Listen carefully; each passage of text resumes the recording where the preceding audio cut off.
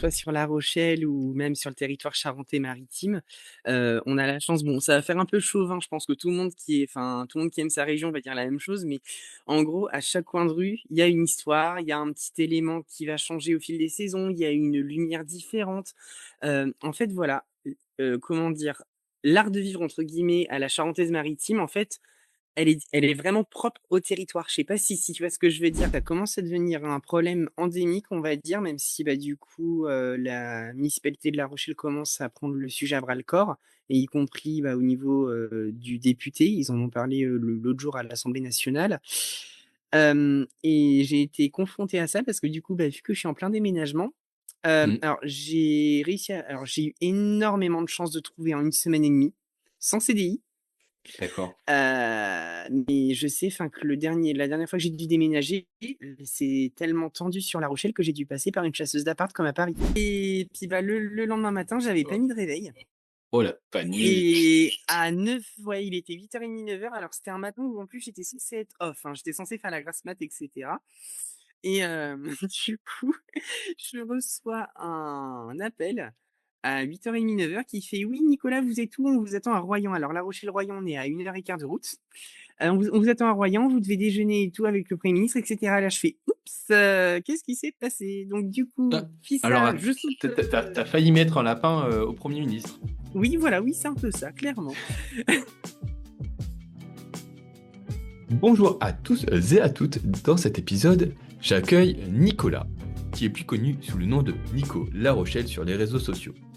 Ce n'est pas la première fois qu'il passe dans le podcast Auto-entrepreneur, il était l'un des premiers invités en 2021. À ce moment-là, il venait tout juste de débuter sa micro-entreprise et son activité de créateur de contenu spécialisé dans le patrimoine. Sa spécialité, c'est la Charente-Maritime. Il navigue entre La Rochelle et l'île de Ré et nous fait partager tous les beaux monuments de la région.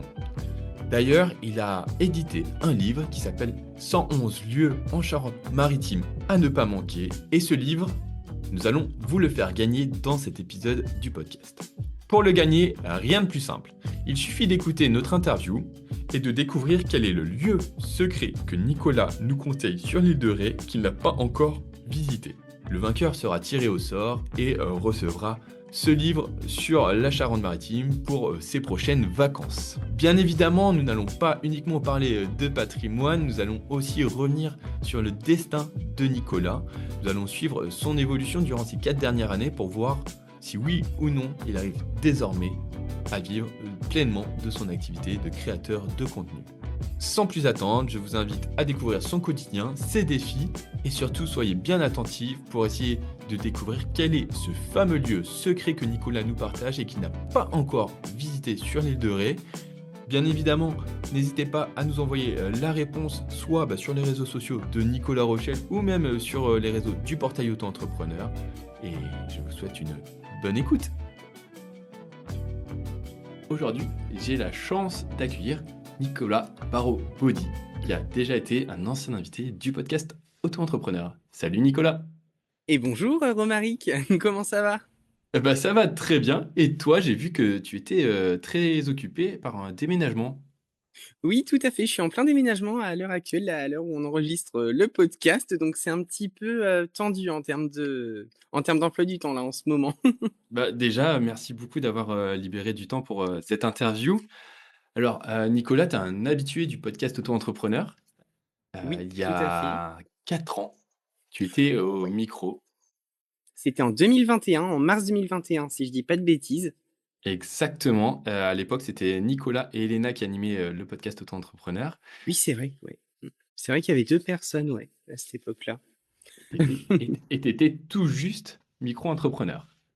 Exactement, ça faisait 1 mois et demi, 2 mois que je m'étais lancé à l'époque, Et puisque je me suis lancé dans l'aventure en décembre 2020. rassure-moi, tu es toujours micro-entrepreneur aujourd'hui. Oui, toujours et plus que jamais. Super, Toujours. super. Du coup, aujourd'hui, on va faire un petit tour d'horizon de tout ce qui s'est passé pendant ces 4 ans. Alors déjà, pour les personnes qui n'avaient pas écouté le podcast il y a 4 ans, peux-tu en quelques mots te présenter? Oui, bien sûr. Donc moi, c'est Nicolas Barraud-Baudy, alias Nicolas Rochelle sur les réseaux sociaux. J'ai 27 ans et je suis de La Rochelle, en Charente-Maritime, en bord de mer et cetera. Un cadre assez sympa. Moi, je suis le fondateur de l'entreprise donc Nicolas Rochelle, qui est spécialisée en création de contenus digitaux, plus spécifiquement autour des domaines du patrimoine, de la culture et du tourisme. Voilà. Et La Rochelle, bah, c'est déjà dans ton nom sur Instagram. Oui. C est-ce que tu es rochelais ou tu es venu là par amour? Moi, je suis arrivée à La Rochelle en 2015 pour faire mes études. Donc j'ai fait une licence d'histoire et un master en ingénierie culturelle des patrimoines et puis, bah, voilà, du coup, ça m'a bien plu. Donc je me suis dit: «C'est ici que je veux faire ma vie, que je veux évoluer tant personnellement que professionnellement parlant» et voilà, du coup, j'en suis pas repartie depuis, quoi. Donc ça fait 10 ans cette année. 10 ans cette année et donc 4 ans, désormais que tu promouvois La Rochelle et ses alentours sur les réseaux sociaux. Tu peux nous faire un petit tour, d'horizon? Alors, j'ai noté que tu avais 15 000 personnes, qui te suivaient sur Instagram, c'est bien ça? Ouais, pratiquement 14 800 pour être précis, donc sur, Instagram. Sur TikTok, alors là, TikTok, c'est plus récent. Je me suis lancé l'année dernière, il y a, ouais, 6-8 mois, on est 3 500. Et sur, donc le blog, l'année dernière, j'ai fait, 18 000 visiteurs, enfin visites uniques sur le site. C'est pas mal. Très bien, Voilà. bravo, bravo, bravo. Justement pour comparer, un petit peu, aux chiffres quand tu as débuté, ton Ouais. blog, tu faisais combien de visites à peu près la première année? Tu te souviens? Alors là, je crois que la première année, j'ai dû faire 5 ou 6 000 visites, si je dis pas de bêtises. La OK, deuxième, j'ai dû en faire 12 000 et quelques et la troisième, 16 000, ouais 16 000. L'année dernière, ouais, du coup 18 000. Donc on est d'accord. bon, ça y va petit à petit, on va dire, mais c'est toujours, Ça toujours grandit, croissant, quoi, voilà.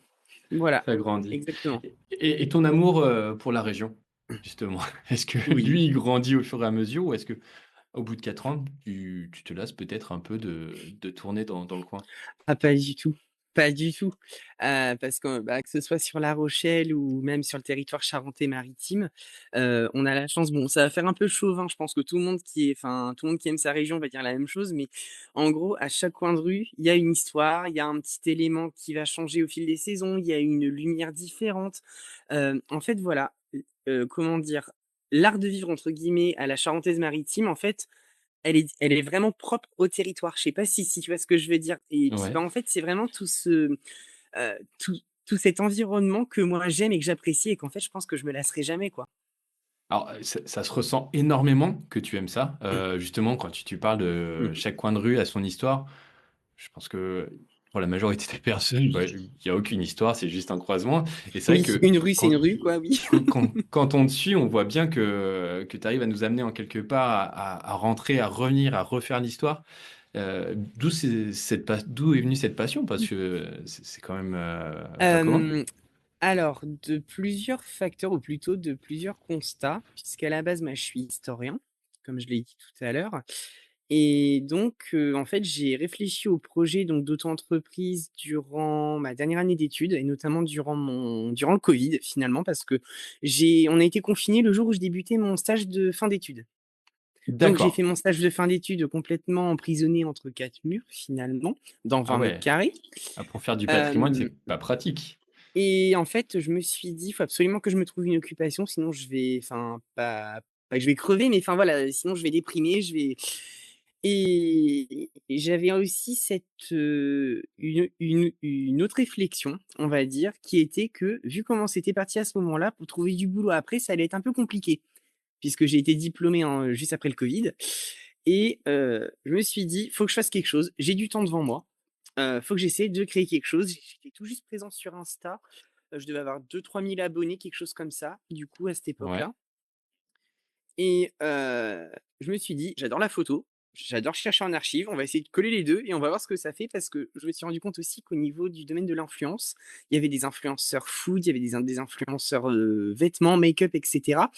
Mais en influenceur culturel ou en histoire ou en démocratisation de l'accès au patrimoine, en fait, il y en avait pas des masses, en fait, moi, j'en connaissais pas et Mmh. je me doutais qu'il y avait peut-être une certaine demande au niveau local ou au niveau régional, du coup, sur cette thématique-là. Voilà. Justement, Nicolas, ton audience, heu, Oui. est-ce que c'est une audience spécifique? Est-ce que c'est une cible spécifique ou est-ce que c'est tout le monde qui te suit sur Instagram?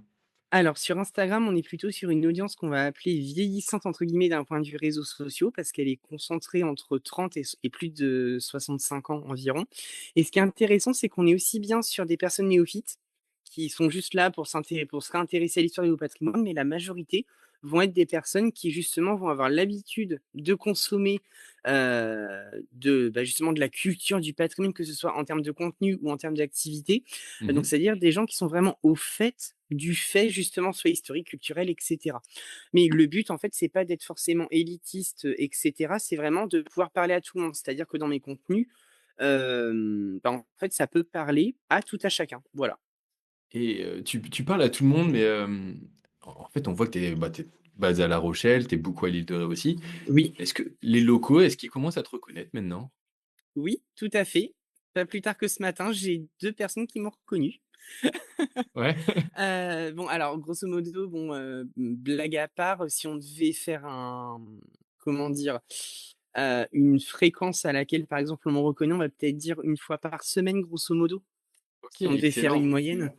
excellent. Voilà. Mais surtout, bah, après, c'est peut-être une impression avec les réseaux, mais j'ai quand même l'impression que tu es quasiment tous les jours dehors à arpenter les rues de la région. Et beh, ouais, c'est un peu la magie de la chose finalement, parce qu'il y a des jours où forcément je suis pas dehors, où je suis au bureau, mais du Mmh. coup, vu que j'ai du contenu d'avance et cetera, moi, ça me permet de pouvoir, justement proposer autre chose que des simples photos, par exemple, de mon écran d'ordi et cetera, quoi. Et alors, je pense qu'on n'aura pas meilleur que toi en tant que spécialiste peut-être de la région, en tout cas sur le Oui, patrimoine. enfin, je sais pas, Hem, oui, peut-être. Quel est ton lieu favori sur, La Alors Rochelle, l'île de j'étais Ré ensemble pas ou la prêt région? à c ouais, j'étais pas prêt à cette question pour le coup. Alors comme lieu préféré en ce moment, je dirais donc là on part sur l'île de Ré, l'hôtel Le Toiras au niveau de Saint-Martin, D'accord. donc qui est sur le port, hôtel 5 étoiles, mais qui est super sympa parce que du coup, alors je sais pas s'ils le font encore, ça fait quelques semaines du coup que j'y suis pas allé, mais pendant un temps, ils faisaient des formules goûter à 6-7 € où on pouvait justement se poser, prendre un chocolat ou un thé avec un cake au OK. citron et donc tout ça, bien sûr dans un cadre assez prestigieux qu'est l'hôtel justement du Toiras. Voilà, donc ce serait mon lieu coup de cœur, on va dire, du coup, en ce moment. Parce que je Super, suis bah, pas mal, donc du coup, sur l'île de Ré. super donc bah, pour les locaux et aussi pour les futurs touristes sur l'île de Ré, voilà, vous Exactement, tout savez à où fait. aller pour Ça peut être prendre un bon un tips, goûter. voilà. Et alors la question va un peu ressembler, mais là c'est plus, c'est peut-être un peu plus personnel. Est-ce qu'il y a un lieu qui est secret, heu, dont tu voudrais révéler l'existence à nos Oui, auditeurs? eh beh, oui. Alors, c'est un lieu que j'ai trouvé pour le moment sur Google Maps, mais j'y suis jamais allé et c'est prévu que j'y aille. C'est un ancien bunker. Alors, je suis sûr que quand je vais le dire, tous les Rédés vont me dire: «Oui, on connaît et cetera, c'est connu», mais bon, voilà. Du coup, c'est un ancien bunker qui a été installé par, les nazis quand ils étaient dans le coin, durant la Seconde Guerre mondiale et c'est un bunker qui est dans la forêt, d'Arsendré, et qui est, en fait, qui a été totalement recouvert par la végétation et qui a été entre guillemets «oublié», si ce n'est par tout ce qui est les urbexeurs et cetera, par exemple. Mais en tout cas, voilà, c'est OK, un lieu insolite, du coup, que j'ai retrouvé. Après, on peut parler, par exemple, bon, plus accessible, les moulins de la Boire aussi, du coup, d'accord. sur Ars, aussi. OK, aussi sur l'île de Ré du coup? Donc voilà, du coup, toujours sur l'île de Ré. Donc c'est une série de moulins qui ont été construites entre le 17 et le 18e siècle. Parce que, à l'époque, il y avait une cinquantaine de moulins sur toute l'île Mmh. et il y en a plus beaucoup forcément et puis, du coup, ceux de la Boire sont vraiment particuliers parce qu'ils ont été tous rénovés. Ils ont plus leurs hélices, mais ils ont toujours leur toit en poivrière et en fait, c'est des habitations maintenant. Ils ont un toit, enfin un toit, pardon, des murs en chaux et cetera. Donc vraiment D'accord comme avant, quoi. et il y a des personnes Donc qui voilà. vivent dans les moulins désormais? Oui, tout à fait. Maintenant, ce sont des Incroyable, maisons. De très excellent. jolies maisons, pour le coup. Te justement, en introduction, on disait que tu venais juste aménager aujourd'hui, tu pas essayé de vivre dans le moulin? Alors, j'avais fait une visite sur l'île de Ré, la semaine dernière, à Saint-Martin, sauf que, ça a pas abouti, voilà, donc du coup, je ne serai pas, du coup, sur l'île de Ré. Je reste, du coup, sur le continent encore. D'accord.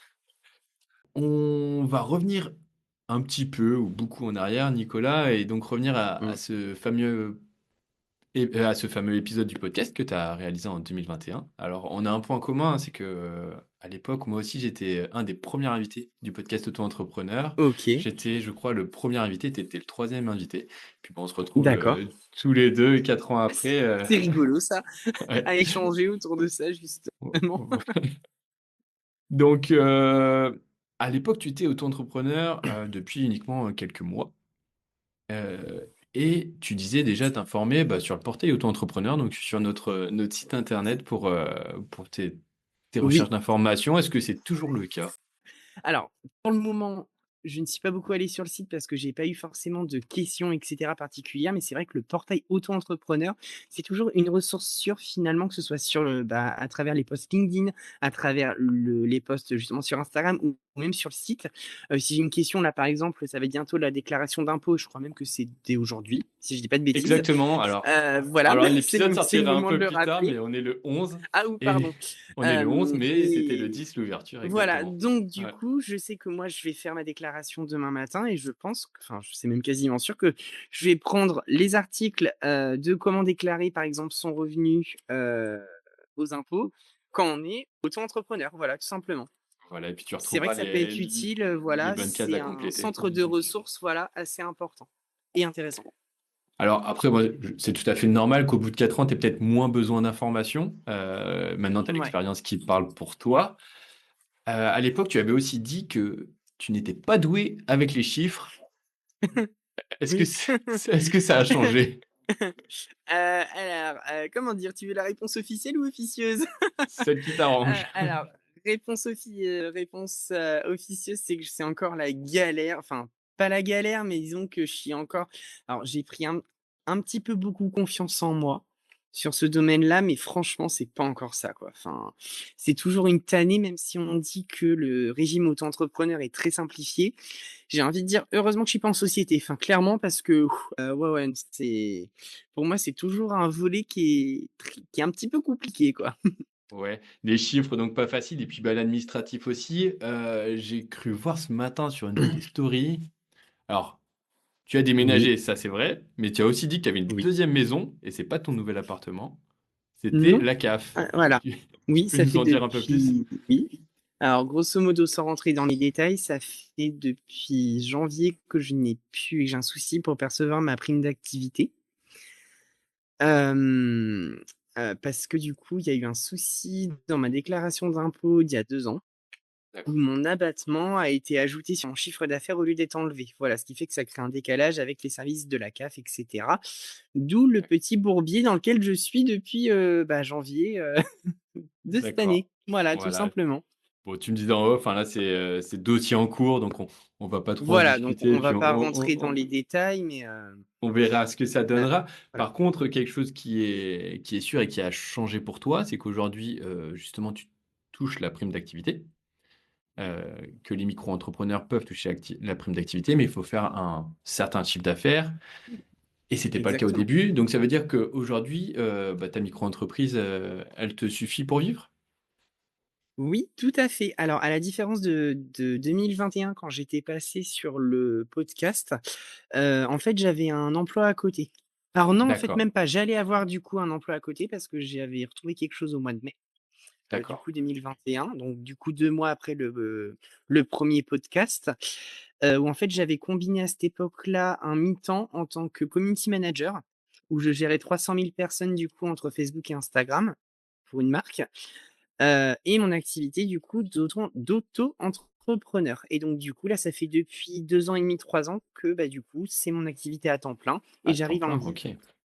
Voilà. Super, super, super, et justement, ben, tu arrives à en vivre, c'est que tu as de nombreux Oui, projets. oui. Tu as certains projets, j'imagine, qui sont récurrents, qui permettent de c'est une sorte de fil conducteur sur toute l'année? Exactement. À la différence aussi de 2021, c'est qu'au fil du temps, j'arrive à avoir des missions à l'année ou en tout cas des missions longue durée. Donc avec des clients, ça peut être, soit sur 2 mois consécutifs ou sur, 4-5 mois et cetera. Donc c'est vrai que d'un point de vue stabilité financière, et aussi perspective, business tout simplement, bah, c'est quand même beaucoup plus confortable et c'est là que je vois aussi qu'il y a eu comme une certaine évolution, que ce soit, bah, dans ma typologie de clientèle, sur mes process et cetera, voilà. Ouais. Donc c'est vrai que de ce point de vue-là, ça a quand même évolué aussi. Justement, bah, pour des personnes, qui seraient intéressées par, comme toi, pour être créateur de contenu. Alors, c'est vrai que quand on Mmh regarde, mh. juste les réseaux sociaux, des fois, on peut se dire: «Bah, oui, c'est tu produis quelque chose, mais tu produis pas d'argent». Donc là, Mmh. tu viens de dire que tu avais des clients, justement, qui pour quel type de clients tu produis du contenu? Bah, ça peut être aussi riche que varié, mais tout en restant dans les domaines de la culture, du patrimoine et du tourisme. Par exemple, ça peut être aussi bien une mairie qui a Mmh. besoin de moi pour mettre en avant un site touristique, un événement et cetera. Ça peut être justement un site touristique ou patrimonial, comment dire? Tout seul, j'ai envie de dire, qui me contactent, de leur propre initiative. Ça Ouais, peut être aussi alors j'ai travaillé beaucoup il y a 1 an et demi autour des galeries d'art. Je travaillais pas mal avec des galeries d'art sur l'île de Ré, notamment, d'accord. et ça peut être aussi bien des artisans, des commerçants, et en plus surprenant, je travaille aussi, par exemple, avec, Mini France, avec les petites D'accord, voitures Mini, voilà. En d'accord. fait, à chaque voilà, bah, du coup, le Qu'est-ce que tu as fait voilà. pour eux? Et beh, j'ai construit les voitures. Non, je rigole. J'ai mis en avant les véhicules. Alors là, un premier er c'était le Countryman que j'ai mis en avant à travers un road trip, autour du patrimoine du Marais Poitevin, donc qui est OK, juste à côté de La Rochelle. Et là, le mois dernier, c'était donc toujours pareil avec Mini, il y avait la nouvelle Mini cabriolet qui sortait et du coup, je suis allé faire un road trip aussi sur l'île de Ré à la découverte des belles demeures. Voilà, qui étaient pas forcément connues, hors des sentiers battus. Donc en fait, ce que je excellent. trouve hyper intéressant dans ces projets-là, c'est qu'on peut combiner le patrimoine et la culture avec d'autres, avec d'autres, domaines qui pourraient être aux antipodes finalement, mais essayer de trouver un lien rassembleur entre les 2, sous couvert entre guillemets de la culture, du patrimoine et cetera. Et justement, j'ai vu sur ton LinkedIn, Oui? que c'était quelque chose d'important pour toi, donc c'est tes valeurs. Je te Mmh. cite, «Autrement Ouh. dit, quand le projet est aligné avec mes valeurs et mon univers sur les réseaux, tout en étant original, je dis banco». Heu, Exactement, donc c'est donc ça. justement, c'est l'impression que ça donne avec Mini. Tu as l'air d'avoir, pris du Ouais. bon temps à faire ce Mmh. projet. Quelles sont tes valeurs qui sont justement, tu parles de valeurs, quelles sont, si tu devais en donner 3, qui sont vraiment importantes pour toi pour qu'un projet, se concrétise? Hem, alors moi, le premier c'est l'éthique qui me vient en tête. C'est-à-dire que j'ai refusé plusieurs partenariats et je me suis même fait avoir une fois sur un partenaire qui avait pas joué franc jeu, qui me disait par exemple, que tout était fabriqué à La Rochelle et j'ai découvert après le partenariat que tout était fabriqué au Bangladesh. Résultat, l'entreprise elle a fermé 2 mois après. Voilà, donc c'était peut-être pas, pour rien non plus. Mais en gros, tout ça pour dire que pour moi l'éthique est quand même hyper importante. Hem, J'essaie de mettre en avant la majorité de produits et de services alors franco-français, enfin dans le sens 100 made in France. OK, Donc ça, c'est la première valeur.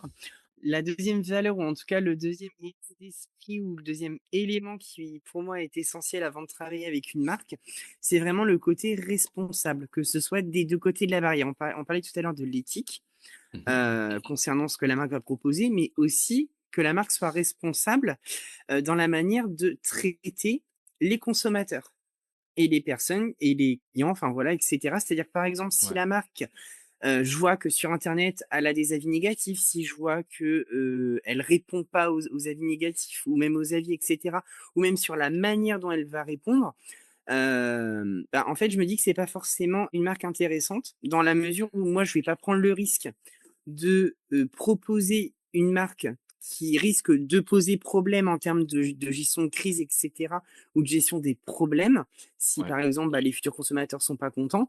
Parce qu'en fait, c'est mon image aussi qui va être mise en cause après, en tant bien qu'intermédiaire, sûr. pour avoir mis en avant du coup cette entreprise. Ouais, bien sûr, tu as un gage de confiance et Ouais, que ta communauté t'a donné et qu'il faut leur rendre. exactement. Je comprends, tout à fait. Tu nous as parlé de ta mission, avec, Mini, avec les offices de tourisme. avec certaines entreprises locales. Je crois que tu as eu une mission à plus grande échelle. C'était Oui. une mission avec Matignon. Tu peux nous expliquer ce que tu as fait? Oui, alors ça, c'était, je crois, la mission la plus inattendue que j'ai eu à faire, ou en tout cas le contact le plus surprenant. On est le 23 février 2024 et je reçois un mail du service de communication de l'ancien Premier ministre Gabriel Attal, donc rattaché à Matignon. Alors, j'ai failli le mettre à la poubelle, hein, le mail. Je crois que c'était une arnaque. Attends, c'est eux qui t'ont contacté, c'est pas toi qui as fait une Oui, demande. Waouh, non, ok. voilà. J'ai été contacté directement et je pensais que c'était comme du phishing. Enfin, je sais pas si tu vois ce que je veux dire. Je pensais que c'était Ouais. vraiment une arnaque au départ, donc j'ai failli le foutre à la poubelle. Et en fait, bah non. Du coup, alors dans ces cas-là, on a un petit numéro sur le mail à rappeler justement donc le service justement Matignon pour confirmer qu'on sera là. Ok. Euh, Parce qu'en fait, l'idée, c'était que je rencontre Gabriel Attal, que je déjeune avec lui et que je l'interviewe sur trois thématiques liées au tourisme, au patrimoine et à la culture. Et donc, du coup, je prends mon téléphone, je l'appelle, enfin, j'appelle, pardon, le service communication de Matignon. Alors, ça fait un peu bizarre parce que du coup, on se retrouve baladé de service en service, etc., jusqu'à, alors pas Gabriel Attal, mais jusqu'au chef de cabinet. Et D'accord. donc là, bah forcément, on a une petite interview, enfin une petite interview, un petit questionnaire à remplir parce que forcément, les renseignements généraux doivent quand même s'assurer bah, qu'on est safe, quoi, qu'on va pas sauter dessus pour, voilà, pour agresser du coup la personne. Ok. Et en fait, ce qu'il faut savoir, c'est qu'ils m'ont contacté le jour pour le lendemain, véritablement. Parce que, Ah bah, ouais. du coup, c'était le lendemain matin. Alors, en plus, à la base, ils se sont trompés dans la date. Ils m'avaient dit le 23 avril. Donc, moi, j'ai rien préparé du tout. Je me suis dit, ça va, c'est pour le mois d'avril, j'ai le temps. Et puis, bah, le lendemain matin, j'avais pas Oh, mis de réveil.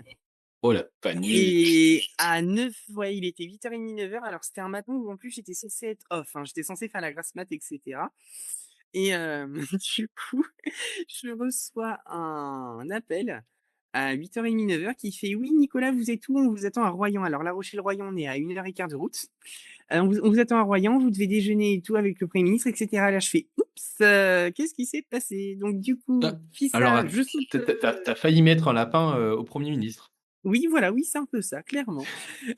Et donc du coup, Fissa, bah, forcément, je me prépare dardard et franchement, je me suis jamais préparé aussi vite que si peut-être pendant mon bac, à la limite, quand j'ai passé le bac, mais bref. Du coup, je me prépare dardard, je file sur Royan et j'ai fait tout le plan de com dans la voiture. Waouh. Voilà. C'est toi qui tu En une conduis en en une conduisant ou Non, alors du coup, j'étais accompagné à ce moment-là, donc c'est la Ouais. personne du coup qui m'accompagnait qui, du coup, qui conduisait. Mais, là, j'étais en mode, j'ai pas eu de brique de Matignon, je sais pas ce que je dois dire, je sais pas ce que je dois faire. Voilà, donc en 1h15, j'ai serré le truc avec les questions, et cetera. Et je savais juste que j'allais le rencontrer, que j'allais déjeuner avec lui et que, bah, voilà. Donc, du coup, ça a duré donc toute la matinée. Après, au moment de déjeuner, alors j'ai une petite anecdote que j'aime bien raconter parce que je suis arrivée, en fait, ils avaient privatisé tout un restaurant pour l'occasion parce que, bah, du coup, c'est pareil, il y avait, Prisca Thévenot, et cetera. Il y avait le député de Charente-Maritime, enfin tout le gratin finalement. D'accord. Et je me dis: «Je vais me mettre à une chaise et pour, histoire de pas me faire remarquer». Eh beh, devine-le, j'ai choisi la chaise du Premier ministre où il devait s'asseoir, donc je me suis un peu fait engueuler par tout le Non. monde. Si, si, Excellent. si. Donc donc on m'a bien relégué sur le côté. Alors j'ai déjeuné à côté du préfet, à côté de Prisca Thévenot, du coup, donc l'ancienne porte-parole du gouvernement. Et en face de moi, j'avais un journaliste et un sénateur. D'accord. C'était sympa. Donc, alors, comment dire? Je n'ai pas parlé. Voilà, je me suis dit: «On ne va rien dire». En fait, j'étais tout en blanc et ils avaient un plat avec de la sauce tomate. Donc je faisais plus «gaffe» entre guillemets à pas me tâcher parce qu'après j'avais l'interview, plutôt que de faire la causette avec les gens. Donc voilà, puis après bon, par contre, j'ai quand même écouté, 2e passage de charge, j'ai quand même écouté, bah, du coup, les échanges, et notamment donc il avait été question de, tout ce qui était la fin de vie, et cetera. Donc c'était vraiment hyper intéressant. Enfin, il y avait eu Ah ça, il oui. y avait eu, enfin voilà, plein de sujets différents. Hem, alors il y a eu un moment très drôle avec le sénateur. parce qu'il m'a demandé ce que je faisais comme dans la vie comme métier. Et moi, quand je lui ai dit que j'étais créateur de contenu, je lui aurais dit que j'avais tué quelqu'un, c'est la même chose. Enfin, c'est la même réaction, hein. Il m'a regardé d'un air horrifié. Tu veux dire Voilà, non, mais tu vraiment. veux dire il a eu quelle réaction? C'est qu'il comprenait pas ce que c'était comme Bah, en fait, activité? voilà, en fait, dans ses yeux, j'ai lu qu'il avait fait le rapprochement créateur de contenu égale Dubaï. D'accord, ouais, moi Ah, là pour je le coup, suis c'est pas quasi Dubaï, c'est sûre. La Rochelle. Oui, oui, non, mais voilà, non, mais je suis quasi sûre que c'est l'idée qui lui est passée à l'esprit, du coup, à ce moment-là. C'était assez drôle. Mmh, Et après, d'accord. donc, du coup, donc, ça s'est fini. J'ai eu donc l'interview avec Gabriel Attal. C'était très impressionnant. J'ai dû m'y reprendre à 2 fois parce que, il avait plu juste avant et on était sur un Tivoli et l'eau elle est tombée avec un mouvement de vent. Elle est tombée sur moi. Donc Ah, du coup, c'était j'ai ta révisé journée? avec Gabriel Attal et en fait, ce qu'on voit pas à la caméra, c'est que c'était hyper impressionnant parce que, sur la terrasse en face de moi, j'étais le seul à avoir eu l'exclusivité de cette interview. Donc ce qui fait que j'avais 100 journalistes qui se foutaient alors désolé l'expression, mais il y en a pas d'autres qui se foutaient de ma gueule parce que, bah, OK, forcément, les interviews, moi, j'en ai jamais fait, enfin, clairement. Donc c'était ouais. une première pour moi et qui plus est avec un premier ministre. Donc forcément, j'étais pas très sûr de moi et cetera et donc en fait, il fallait que je compose avec la pression d'avoir et le premier ministre en face de moi et la pochette de centaines de journalistes de l'autre côté qui se foutaient du coup, de moi. Donc Et tu c'était pas content du évident. résultat? Tu été content du résultat? Franchement, ouais. Alors Ouais, surtout que j'ai eu un gros souci de son, les micro-cravates n'ont pas fonctionné. Donc c'est fait que c'est les services de Matignon qui ont dû refaire le le mixage de son après. Mais ouais, non, franchement, je suis fier de moi dans le sens où je me dis: «On m'a quand même repéré pour parler justement de ces thématiques-là». Alors il y avait une question sur, comment, rendre accessible le patrimoine et l'histoire, en faisant de la pédagogie justement auprès des jeunes générations. Il y avait une d'accord. question sur la gestion des Airbnb en zone tendue et zone littorale, donc ce qui est un peu le débat en ce moment aussi. Et l'autre, je sais plus ce que c'était, mais voilà, du coup, on était vraiment en fait, moi, ce que je voulais, c'était avoir des sujets de fond, pour que mes abonnés puissent aussi avoir des réponses claires finalement, notamment sur le côté Airbnb, où il y a pas mal de monde ici sur La Rochelle qui ont du mal à se loger par rapport à cette problématique-là. Et donc toi, tu le vois au quotidien, les Airbnb à La Rochelle, c'est un problème pour les locaux, notamment? Alors oui, ça commence à devenir un problème endémique, on va dire, même si, bah, du coup, la municipalité de La Rochelle commence à prendre le sujet à bras-le-corps et y compris, bah, au niveau, du député. Ils en ont parlé, l'autre jour à l'Assemblée nationale.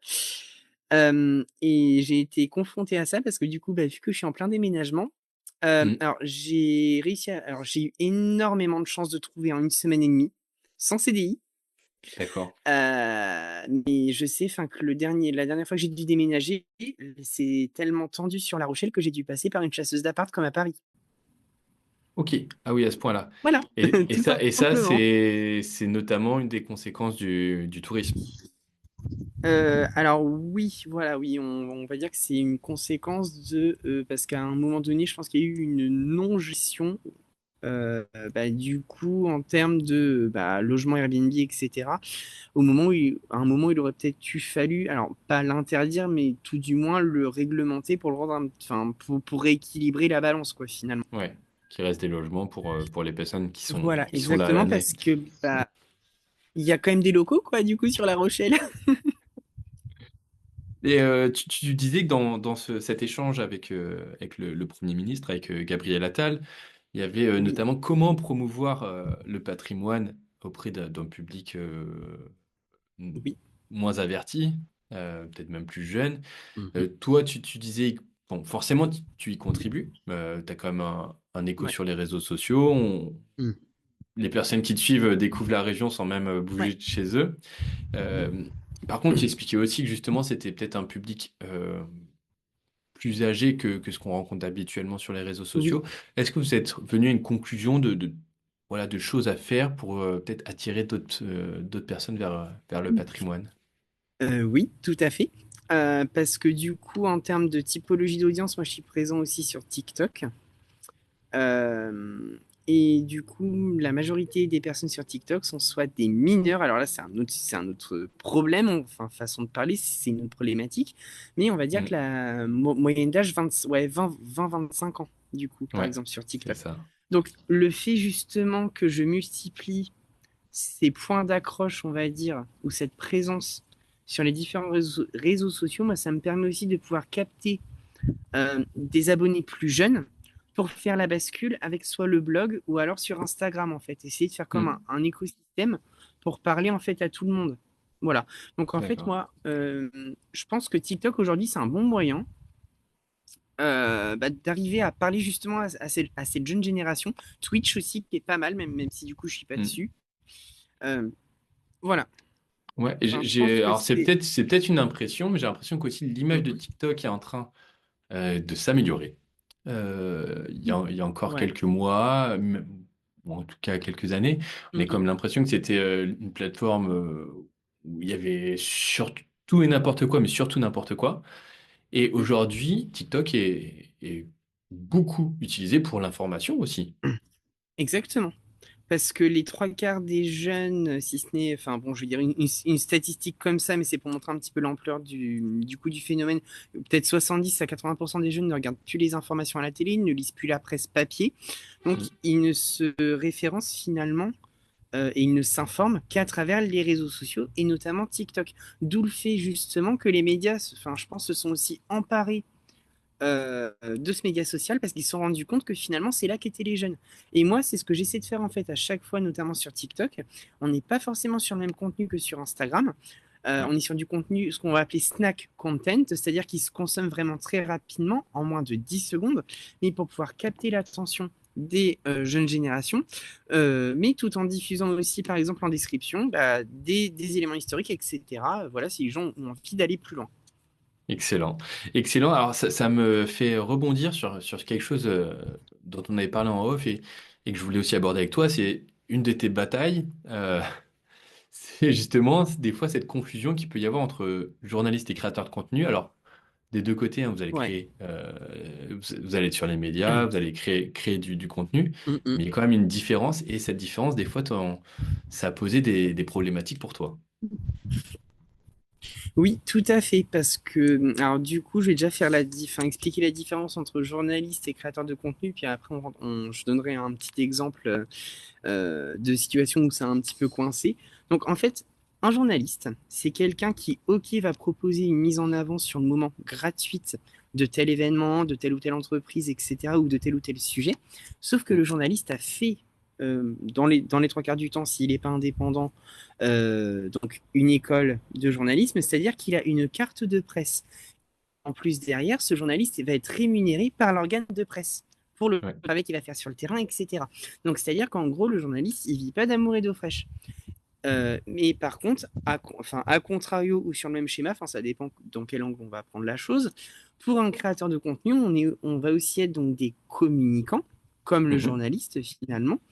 Euh, mais là où on va se différencier du journaliste, c'est qu'en tant que créateur de contenu, on va être prestataire de service, c'est-à-dire qu'on va offrir de la visibilité à la marque sur nos réseaux pour qu'elle puisse se faire soit de la visibilité, soit de ce qu'on va appeler de l'affiliation de marque, c'est-à-dire que la marque va s'affilier à l'image du créateur de contenu pour redorer un petit peu son blason, etc. Là, pour Eh le coup, oui. je caricature un peu, mais grosso modo, c'est ça. En fait, voilà. Donc, en fait, l'idée justement de rémunérer un créateur de contenu est tout aussi logique que Ouais. le journaliste est lui-même rémunéré finalement pour la Tout à diffusion fait. aussi d'informations. Donc, en fait, ce qui se passe, et on en revient justement à l'objet de la question, c'est que la plupart du temps, les marques, elles se disent, les créateurs de contenu, ce sont des journalistes. Sauf que non, parce que vu qu'on n'a pas la carte de presse, on peut pas être mis dans la même catégorie. On Ouais. peut même pas parler finalement de concurrence. Je dirais qu'on est plutôt complémentaire dans ce qu'on va proposer. Parce qu'en tant que Mm. créateur de contenu aussi, on va apporter notre touche personnelle. Alors, pas non plus nos opinions, mais disons que nos manières de penser, enfin, voilà, je sais pas si c'est forcément clair ce que je dis, mais en termes de traitement de l'information, en fait, ça va être totalement différent, quoi. Ouais, et puis bon, on peut reprendre l'exemple que tu donné avant, par exemple avec Mini. Forcément, quand tu vas créer du contenu pour Mini, ben oui, ils vont te rémunérer et c'est pas juste pour apparaître Exactement, tout sur à ta fait. page Voilà. pour te faire plaisir à Et toi. voilà, tout à fait. Et en fait, cette non-différence justement des deux métiers, des deux statuts, bah, En fait, ça m'a amené à avoir plusieurs fois des situations où là, par exemple, la semaine dernière, j'ai un festival qui m'a contacté sur La Rochelle, qui m'a dit oui, ce serait bien que vous parliez de nous, etc. Et je leur ai dit oui, bah du coup, enfin, qu'est-ce que vous voulez? Ils m'ont dit tant de stories, reels, etc. Machin. Donc du coup, je leur sors le budget, quoi, enfin, du coup, les Ouais. tarifs. Et ils me disent ah, mais oui, mais nous, en fait, on a contacté journalistes et créateurs de contenu pour qu'ils nous fassent du contenu gratuit, etc. Donc en gros, D'accord. fallait, enfin voilà, en gros, ils nous avaient tous mis dans le même panier, ce qui fait qu'en fait, la personne que j'avais en face ne comprenait pas qu'en tant Pourquoi que tu demandais prestataire de service, moi, je devais être rémunéré au même titre, par exemple, bon, je vais prendre un truc totalement aux antipodes, mais par exemple, le même titre que quelqu'un qui a une auto-entreprise pour laver des vitres ou des voitures, il va proposer une prestation de service, bah, c'est normal du coup de le rémunérer. Sauf que Bien sûr. moi, vu que c'est quelque chose, entre guillemets, alors, pas qui n'est pas physique, mais disons qui ne se voit pas, c'est-à-dire que quand je vais proposer du contenu sur les réseaux, on ne voit pas tout le travail qu'il y a derrière, etc. Et c'est aussi le but du jeu. Ben en fait, les trois quarts des gens ne voient pas la nécessité de nous rémunérer en tant que tel. Ouais. Bah merci pour ce petit retour et cette petite Voilà. différenciation. Ça permettra voilà, à des personnes de mieux comprendre bah, comment un créateur de contenu gagne sa vie. Et puis surtout, bah, Mhm. voilà, hein, c'est pas parce qu'on est créateur de contenu qu'on fait des posts sur Instagram gratuitement. Alors Nicolas, il y a une autre bataille que tu as dû mener récemment, c'est celle contre le harcèlement en ligne. Ouais. J'ai vu ça sur tes réseaux, tu as eu une histoire, tu as reçu des menaces, des insultes, et je voulais justement en profiter de t'avoir aujourd'hui au micro du podcast Auto-entrepreneur bah, pour que tu puisses peut-être donner ton retour d'expérience sur cette situation et Mhm. des conseils à nos auditeurs. Ouais, alors du coup, ça c'était il y a un mois sur TikTok. J'ai reçu, suite à un contenu que j'ai mis en ligne, une série de menaces de mort et d'insultes vraiment très violentes. Il y avait tout. Il y avait xénophobie, il y avait homophobie, il y avait, enfin voilà, bon, enfin chacun La pouvait prendre en totale. fait ce qu'il voulait, voilà, vraiment la totale. Mm. Donc ça, voilà, c'était suite à un contenu que j'ai mis en ligne. Donc c'était sur un spectacle, qui fait partie des arts vivants, je tiens à le préciser, donc un spectacle de transformisme de drag queen, donc qui était donc sur La Rochelle et donc pour moi, vu que ça faisait partie du spectacle vivant, je me suis dit: «Bah, pourquoi pas en parler?» justement sur, bah, du coup sur TikTok. Mm. Donc bah, forcément ça a fait le buzz parce que, bah, c'était alors la veille d'une allocution non, c'était le lendemain d'une allocution présidentielle, D'accord. et donc bah, par rapport à la guerre en Ukraine et cetera et je ne sais pas comment ça se fait, mais ma vidéo est remontée sur les flux de parce que c'était une vidéo qui avait, 3 semaines, hein, à peu près et Ah cette ouais, vidéo c'était est même remontée en ce pas, qu'on elle appelle venait en pas trend. juste de Non, non, non, non, sortir, voilà. quoi. Ouais, non, non, mais ça faisait, ouais, que ça faisait 15 jours, 3 semaines, hein, que je l'avais mise en ligne et elle avait pas plus décollé que ça, voilà. Moi, je l'avais, enfin, limite oubliée et tout et justement, avec cette actualité géopolitique, bah, en fait, la vidéo est remontée dans les tendances de recherche et cetera et les intentions de recherche. Mhm. Je ne sais pas ce qui s'est passé, je sais pas si c'était la Russie qui avait fait un truc, enfin, je sais pas, bref et donc ça avait changé un petit peu les modalités les «requêtes» entre guillemets de recherche des audiences sur TikTok et je me suis pris 500 commentaires de haine en 3-4 heures sur, justement ce 500? post que oui, ah bah, aujourd'hui on est à 800. Waouh! Ah ouais, d'accord. Et en parallèle, j'ai eu, donc une personne assez véhémente, pas très contente, on va dire, qui devait pas passer une bonne journée, qui m'a envoyé donc, une série de messages donc avec des menaces de mort enfin très violentes. Voilà, bon du coup que je ne répéterai pas ici, voilà, mais, voilà, c'était vraiment très, très, très, très, très violent et je me suis dit: «Bon OK, tu reçois ça, maintenant on fait quoi?» parce que je me suis dit, communication de crise, moi j'en ai pas, je sais pas comment on fait. Bah ouais, tu travailles tout seul, ouais. Hem, Bah, voilà, puis en fait, moi personnellement, j'avais encore jamais eu de haters, de trucs comme ça, donc enfin Mm. moi ça me passait, au niveau enfin ça passait bien bien au-dessus de la tête Mm. et donc ce que j'ai décidé ce coup-ci, je me suis dit: «Bon allez, cette fois je vais aller porter plainte». Heu Mm. et je me suis dit: «Je vais en profiter justement de ces messages pour faire de la pédagogie là-dessus». Autant que ça serve à moi à me faire du contenu Bien au sûr. passage et si ça peut servir, voilà, à permettre aux gens d'avoir un petit peu plus d'informations, justement sur les bonnes pratiques sur les réseaux, sur les pratiques éthiques et responsables, ça peut être cool. Donc du Mm. coup, je suis allé au commissariat, ma plainte a été prise, j'ai été très surpris Parce que, bah, on Ouais. sait comment c'est à des fois ce genre d'affaires, ça dépend en fait où est-ce qu'on tombe et puis, bah, dans certains commissariats, ils sont pas encore trop formés et cetera à ce genre de Ouais, sujet c'est encore assez et nouveau, hein. bah, c'est ça et là, du coup, il y avait enfin, comment dire? J'ai appris qu'il y avait, donc sur La Rochelle, un pôle cybercriminalité et cetera, enfin tout ce qui touchait au web et tout et donc, bah, du coup, ils ont pris ma plainte. Alors maintenant, je peux en parler parce que j'ai eu le fin mot de l'histoire ce matin. J'ai été appelé par, le commissariat de La Rochelle qui m'a dit que c'était classé sans suite D'accord. parce qu'en fait, TikTok n'a pas voulu communiquer les données. Vu qu'ils sont chinois, ils sont pas dans l'Union européenne, pardon.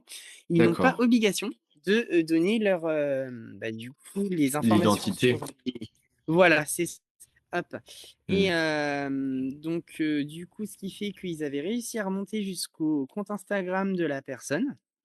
Sauf que du coup, bah, les recherches ont été, comment dire? Ont été arrêtées, mais en tout cas, je tiens à le signaler. Il y a eu un très, très, très, très, très, très bon suivi, de la part notamment, bah, des policiers de La Rochelle. Voilà. Vraiment, franchement rien à dire, très bon accueil, enfin façon de parler. On était quand même dans un commissariat, mais ce que je Oh. veux dire vraiment, ils se sont sentis vraiment concernés, vraiment impliqués et voilà, enfin ils ont vraiment pris le truc à bras le corps donc franchement, je leur tire mon chapeau ou mon Su képi du coup. su On leur tire, le képi. En effet, et donc, juste pour, essayer de résumer rapidement, Ouais. si tu devais, donner des conseils à quelqu'un qui est victime d'harcèlement Mmh. en ligne, donc, la première chose, ça serait d'aller, poser une plainte Heu, et alors, suivante je et serais quelles autres pas actions peuvent forcément mettre ouais. en place? Alors moi, je serais pas forcément aussi catégorique parce que moi, je OK. serais plutôt, dans la même, optique que les personnes qui sont victimes de violences conjugales. Mmh. C'est-à-dire que si on le sent pas, bah, on n'y va pas, quoi. Enfin, clairement, on va pas se forcer à y aller pour, enfin, si c'est nous mettre nous-mêmes en danger après. Je sais pas si tu vois ce que je veux dire? Ouais. OK. C'est-à-dire qu'il faut quand même prendre un petit peu de recul et on voit entre guillemets alors, pas si ça vaut le coup, mais disons si c'est assez safe pour y aller. Enfin, c'est malheureux à dire, hein. Mmh. Par exemple, si la personne qui nous menace de mort, c'est notre voisin et qu'il a un couteau à la main, on va pas lui dire: «Bon, bah, OK, je vais porter plainte» parce qu'on sait qu'on va forcément avoir des problèmes après. Faut peut-être essayer de la jouer un petit peu plus finot, essayer de voir un petit peu comment ça peut être fait. Ouais. Mais, c'est vrai que si on a la possibilité de le faire, faut bien sûr aller déposer plainte.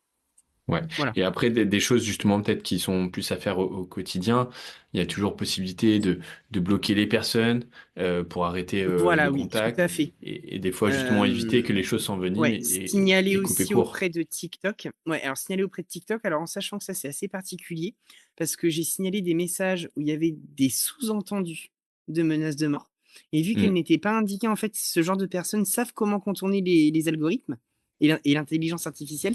C'est-à-dire qu'ils le disent, Mmh. mais de manière à que ça soit juste à la limite et qu'en fait, le signalement ne passe pas. Donc c'est-à-dire que Ouais, j'ai eu une centaine de signalements qui a pas abouti parce qu'il y avait pas les mots, précis, enfin parce qu'il y avait pas les mots, du coup que le petit robot mettait dans la case, du coup pour mot faire sauter interdit, les comptes, grosso hein. modo. Mmh. Voilà, c'est ça. Donc ils sont très, très, très, très, très, très, très malins. OK. Bon, on va revenir sur, quelque chose Ouais. de plus joyeux, et l'une de tes réussites, c'est, tu as rédigé un livre. Tu as Oui, édité un livre tout à qui fait. s'appelle, «Les 111 lieux en Charente-Maritime à ne pas manquer».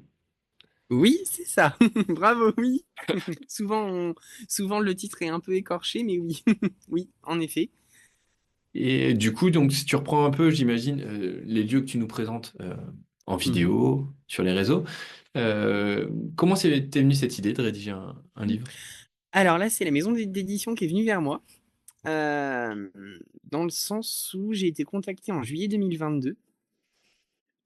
Par justement la maison d'édition. Alors je me souviens, j'étais en train de faire mes courses, enfin, j'étais pas du tout là-dedans, voilà, je vois un numéro inconnu, je me dis: «Bon, allez, je décroche, ça doit être encore de la pub». Ah non, mais à chaque fois, moi, que j'ai un truc qui me tombe dessus, ça fait tout comme si c'était de la pub et donc du coup, on me propose le projet, donc je dis oui de suite.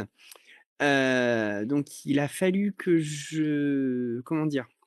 Que je leur prouve des garanties avant de rédiger donc le contrat d'édition. Donc j'ai dû chercher 50 lieux. Les garanties, c'est par exemple sur 111 lieux, tu devais en donner 70 ou? Oui, voilà, justement, c'est ce que je disais, ouais. Je devais en donner 50 pour voir un petit Ah peu la ouais. typologie de lieux que je pouvais leur sortir et leur proposer, pour ensuite dire: «OK, du coup, on signe». Donc en gros, ça ce livre m'a demandé plus de 2 ans de travail Ah quand et il est même. sorti en OK. ju ouais et il est sorti en juin 2024, le 6 juin, le jour du débarquement. D'accord. Ça fait un rappel avec le bunker, dont tu nous Voilà, parlais en début d'épisode. exactement, tout à fait. Donc voilà, du coup, ça a été une aventure assez compliquée, assez, qui demande beaucoup de rigueur, mine de rien. Parce que j'avais 4 deadlines avec tant de chapitres à rendre, tant de photos et cetera, en sachant qu'il y a des lieux soit qui étaient fermés, soit qui étaient détruits, soit qui n'existaient plus, soit où j'avais pas l'autorisation d'aller et cetera. Donc c'était ouais, ça a été assez rude à mettre en place quand même comme projet. Et aujourd'hui, ce format, est-ce qu'il te plaît? Est-ce que tu aimerais le recommencer? Oui. Alors petit exclu, pour celles et ceux qui écouteront et qui me suivent du coup d'Instagram, il y a un deuxième livre qui va sortir au mois de septembre. Je suis en train de finir de le rédiger. Voilà pour ceux qui sont sur Instagram, on en parle dès le mois prochain, voilà. OK. Mais grosso modo, ouais, donc là, ce sera un livre, où je vais faire une compilation de certaines de mes anecdotes historiques que j'ai sur Instagram, parce que j'en ai répertorié 900 en OK. 5 ans. Et en fait, ça va être des circuits balades thématiques à travers ces anecdotes. Voilà, donc il y aura 10 circuits, par Excellent. exemple sur l'histoire des femmes à La Rochelle, sur l'histoire des transports et cetera. Enfin, plein de choses qu'on voit pas forcément ailleurs, mais toujours, en fait, c'est mes anecdotes qui seront remises en contexte, réécrites au format livre. Voilà. Super, bah, ça sera parfait pour les auditeurs qui vont partir en vacances en Charente-Maritime. Voilà, alors plus pour l'arrière-saison du coup, parce que ça sort au mois de septembre, mais oui, voilà, tout à fait. D'accord. Nicolas, j'ai une dernière question pour toi. Oui, On te l'avait déjà posée il y a 4 ans, je crois. ouais. C'est quelque chose que justement Nicolas, l'ancien animateur, avait instauré et c'est cette question, c'est, qu'est-ce que tu conseillerais à une personne qui hésite à se lancer dans l'entrepreneuriat? Alors là, en 2021, j'avais dû dire un truc du genre, faut se former, non attends, je sais plus ce que j'avais dit comme conseil. Je crois que c'était ça, ça tournait Ça devait autour de être se un former, truc se comme ça. renseigner. Mmh. Et donc en fait, cette fois, j'aimerais être un peu plus original façon de parler, mais en tout cas, mon conseil va toucher aussi à un autre domaine de l'entrepreneuriat auquel faut être mis au fait avant de se lancer. C'est-à-dire que du coup, en tout cas me concernant, mon activité a des cycles. C'est-à-dire que OK. c'est une activité où je sais qu'entre le mois de janvier et le mois de mars de chaque année, ça va être une période creuse. Donc Mmh. ce qui induit que c'est quelque chose qu'il faut que j'anticipe, qu'il faut que je prépare. Et là où je veux en venir, c'est que finalement, l'auto-entrepreneuriat, c'est pas un truc linéaire. C'est un truc un petit peu en courbe, et c'est quelque chose auquel finalement, déjà qui est normal, mais aussi auquel il faut se préparer parce qu'en termes de montagne russe, psychologique, on va dire, c'est quand même assez rude où en fait, on peut passer de 5 ou 6 clients sur 2 3 mois à, pas de clients pendant 2 mois, repartir sur 3 ou 4 après et cetera. Mmh. Donc, c'est vraiment une gymnastique à avoir et un élément à prendre en compte qui, je pense, fait partie de manière générale du coup, de l'entrepreneuriat. Ouais et c'est un super conseil et c'est vrai qu'on le voit beaucoup, ces personnes, bah, qui marchent bien et d'un coup, ils vont peut-être plus avoir de clients. Alors, au-delà de l'aspect financier, c'est aussi au niveau de la confiance, des personnes qui vont penser: «Oh mais en fait, Ouais, je suis complètement nul, personne veut de mon offre». Alors que des fois, c'est tout simplement parce que c'est une activité saisonnière, qu'il y a des temps creux, il y a des temps forts exactement tu fais très bien de le rappeler que, et ça avec dépend aussi, l'entrepreneuriat, ouais, mmh, à la différence du salariat si où, bah, oui, ça aide tout le temps, l'entrepreneuriat non. c'est ça et ça peut même aussi plus loin. Là, par exemple, cette année, mes missions ont commencé plus tard parce que, par exemple, c'était dû à un facteur extérieur, c'est que le budget du gouvernement n'avait pas été voté. Sauf Mmh. que moi, je suis vachement «dépendant» entre guillemets de tout ce qui va être les institutions, tout ce qui va être les mairies, tout ce qui va être les offices de tourisme et cetera. Puis, forcément, ils allaient pas investir de l'argent dans de la communication digitale, heu, Sans si budget. en fait ils avaient pas le budget quoi finalement. Ouais.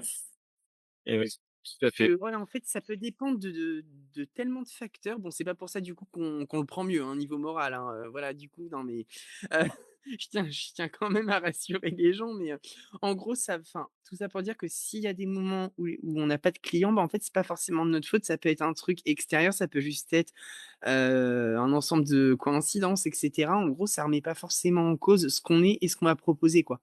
Ouais. Et bah, ça fait aussi écho à un autre épisode de podcast hein, qui est sorti récemment avec Pierre Dron, qui est un artiste et justement qui avait des clients publics. Et du coup, ben, avec cette instabilité politique, malheureusement, ben, des fois, il y avait des retards sur les paiements. Ouais. Donc ça touche Mmh mh. beaucoup de monde. On arrive à la fin de cette interview. Nicolas, qu'est-ce qu'on peut te souhaiter pour les semaines et les mois à venir? Et beh, que tous mes contrats en cours se réalisent parce que j'en ai pas mal qui sont en train de en train de se signer. Non. Non, mais ouais, plus sérieusement, que je continue à m'épanouir là-dedans, quoi, et que Nicolas Rochelle continue à évoluer, petit à petit. Bah, super. On te le souhaite Et on se donne aussi. rendez-vous dans 5 ans. Pardon. Ouais, c'est ça. Dans 5 ans, on refait le point. Super. Merci beaucoup, Nicolas, pour ton temps. À bientôt. Bah, merci beaucoup pour ta confiance et pour m'avoir permis de revenir faire un petit coucou au portail des auto-entrepreneurs. Allez, salut, on se voit sur La Rochelle. Au revoir, à bientôt.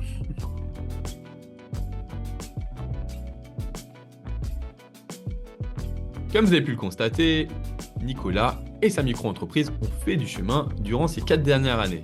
Et le moins que l'on puisse dire, c'est qu'il s'en sort plutôt très bien. Désormais, il vit pleinement de son activité et de sa passion. Il est l'un des personnages phares de la région en Charente-Maritime quand il s'agit de faire la promotion de ce patrimoine. Et d'ailleurs, est-ce que vous avez pu repérer ce fameux lieu secret qu'il nous partage? J'espère que vous l'avez. Si vous l'avez, n'hésitez pas à nous envoyer un message ou un commentaire sur les réseaux sociaux du portail Auto-entrepreneur et vous aurez peut-être une chance de gagner un exemplaire de son livre 111 lieux en Charente-Maritime à ne pas manquer. Nicolas est le parfait exemple de la réussite en micro-entreprise. Il avait débuté par une passion et cette passion, il a continué à la faire grandir jusqu'à pouvoir en vivre au quotidien. Il nous a quand même expliqué qu'il y avait des défis qui étaient des fois compliqués à surmonter, que ce soit le harcèlement en ligne, ou parfois la confusion entre les journalistes et les créateurs de contenu. Mais dans l'ensemble, on peut clairement voir et apprécier le parcours de Nicolas. Comme il l'a suggéré en fin d'épisode et en fin d'interview, peut-être que nous nous retrouverons dans 4 ans pour de nouveau faire le point sur son activité. Quant à nous, nous nous retrouvons très bientôt pour un nouvel épisode, mais d'ici là, prenez soin de vous et de votre entreprise.